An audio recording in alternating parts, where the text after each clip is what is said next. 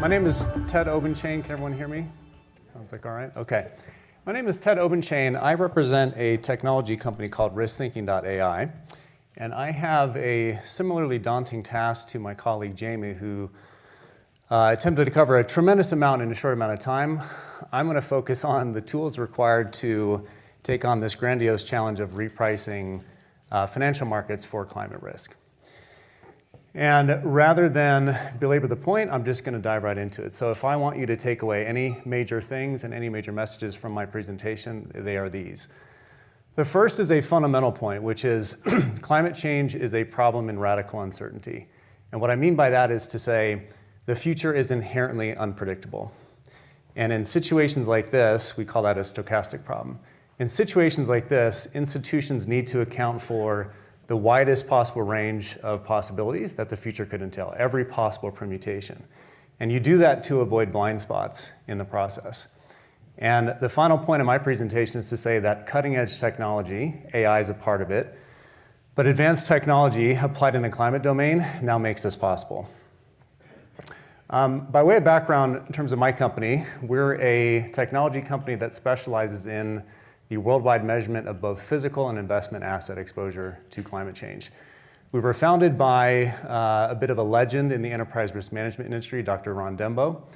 And we have equity backing by Bloomberg LP, who was seeking a very innovative solution in the market, and they ultimately chose us. And we have clients and partners all across North America and Europe. And in terms of the basic technical skills of our company, we're highly technical, as you'd imagine, of a tech company. So core expertise in software engineering, data science, climate science, natural language processing, all these really sophisticated concepts, all of them brought together to take on a massive challenge of repricing markets. The 2 points on this slide I think are probably not hotly debated. The financial impact of climate change is mispriced. The reasons for that relate to the second major thing represented here. We don't have the right data, the right tools, the right software, the right analytics.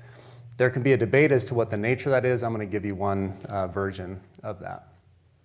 Now, when I say that the future is radically uncertain, this is what I mean. This is a simple example of something that scales out globally.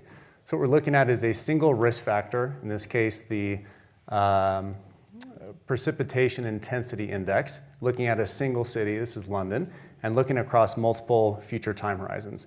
All of those dots are the projections or the predictions of the scientific community. If you were to bring together every single global climate model and look at this one factor in this one city and all these different time horizons, this is what you'd see. And the takeaway from this is radically uncertain. There's all kinds of projections as to what the future might entail. From the low end to the high end, you need to look at that entire distribution. As an organization, do you look at the best case scenario? Do you look at the worst case scenario? Or do you look at the union of all of those? And we would say you need to look at all of those. And you need to look at this at a massive, massive scale. So across the entire surface area of the planet. And in each individual location across the world to understand the relevant risk factors, the future, the historical baseline. So what's happened in history in terms of extreme events, what is every possible projection from every scientific model, and what's the entire range of outcomes. It's a massive, massive, massive data problem. There's trillions of data points required here. And that's actually the first and most fundamental ingredient. If you have all that data, then you need to do one core thing, which is look at the entire range of possible outcomes that lead you to future warming situations. So from a Paris-aligned world to national commitments to a so-called hothouse world, or in our case, we look at the union of all of those together. And if you look at a single projection, like in this case, heat wave, using still the city of London in 2030, you see that across these different ranges of scenarios, hothouse is going to have the highest risk of heat stress. It's captured in that particular model. However, if you switch and look at the prospect for frost days, also in the city of London in 2030, you see that that's not captured in the hothouse scenario, but it would be captured in a Paris-aligned world, because in a Paris-aligned world, the future is going to be relatively cool compared to other alternatives. However, the problem is you don't know if Paris is going to be the future or national commitments or a hothouse. And so our take is you need to look at all of those together because the stochastic view looks at the entire range of possibilities and it captures those extremes. Now, why is this important? It's important because taking a stochastic approach allows you to illuminate so-called tail risks, or those extreme possibilities. And what you're looking at here is basically the extreme outcomes that happen in terms of maximum daily temperature in Europe last summer. Each of the dots represented on this slide are those never before seen maximum daily temperatures that all happened in one summer. Across, we've just selected 10 particular cities in Europe. The gray bars are the projections that we produced 2 years previously by looking at every possible scientific projection. And so the point of this is to say these never before seen incidents in history are captured if you look at the entire range of scientific projections, because there are some scientists out there and scientific institutions that are saying things are getting worse and extreme possibilities can become more possible in the future. And you need to be able to look at that at scale. And looking ahead to the future, this is a similar construct just presented in terms of total hot days, but scaling it out across almost 100 cities worldwide. The black dot here is the maximum total hot days historically from 1982 to 2022 across these 96 cities. The color cloud is the climate projection for the future, so looking out to 2030. And you see the same dynamic where there's a wide distribution of possibilities across all of those scientific projections, and the historical average is on the lower end of the spectrum. And so the point here is what used to be considered an extreme situation is becoming relatively normal. And that dynamic has to be taken into account. So pull all those things together. You also need an ability to look, and this is where technology really plays a role. You need to be able to look at every relevant risk factor, every asset, and every location you have all across the globe. And so the second ingredient is to do what we call multi-factor asset level stress testing, where you're looking at every relevant physical and transition risk factor. You're looking at the likelihood of the future becoming better or worse compared to history, and you're looking at the combined impact of both the probability of that extreme event as well as the impact of that event to create what we call a spanning set. And there's an algorithm behind this, there's a patent behind how we do this to be able to do this consistently and at scale. Any type of asset, any location, any future time horizon, such that you can understand, and we call it a spanning set because it spans the possible range of outcomes that could happen for every asset. It guarantees that it captures the best case and the worst case scenario, which is the combination of both probability and impact in the future. The third ingredient is also massive, which is physical asset data. One of the unique things about understanding climate financial risk is the notion that asset type and asset location matter fundamentally to understanding an organization's climate exposure.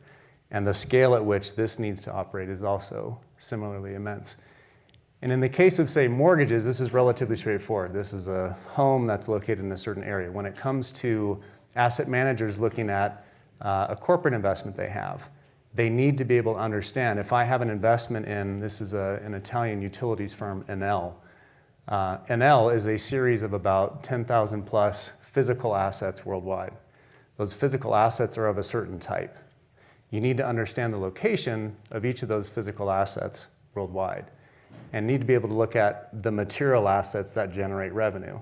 In this case, 75% of Enel's physical assets are concentrated in their home country, Italy. And of that, a smaller percentage are the ones that actually create direct revenue for the firm, which are in the form of power plants. That entire base of physical assets, we would argue, need to be taken into account for future climate exposure. And we've built some pretty slick technology that can allow you to do this at scale. And while this sounds somewhat fantastical to be able to take on as an analytical endeavor, my firm has built some of the tools to be able to do this. So bringing together all the climate data you need to look at every scientific projection in every location applied to every asset, a base of physical assets to be able to look at and stress test each of those individually, and then to bring that together into a software application. What you're seeing here, and this is my final slide, that I've been going through in rapid fashion, but what you're looking at here is one of the results of what can happen when you bring together all of this data, all of these tools, all this technology. And that is, we have rated for future climate exposure and impact basically the G20, the major stock indices of the top 20 largest economies in the world. Left-hand side is the total rating that we've assigned to it, with different time horizons taken into consideration and different scenario pathways. And then breaking that down by sector, this is a heat map, so the darker the color, the worse things are. If I were doing a live demonstration of the platform, I could actually switch between time horizons, I could switch between scenario pathways, and all of these would change in accordance. And what we've done here is we've rated, using our technology, almost 130,000 companies that underlie over 4,000 parent companies that are associated with all these different stock indices and sectors. We've looked at over 4 million assets, 1 million of which are material. We've looked at 500,000 different geographic locations and almost 6 million different climate risk factors, all of them being simultaneously assessed for climate.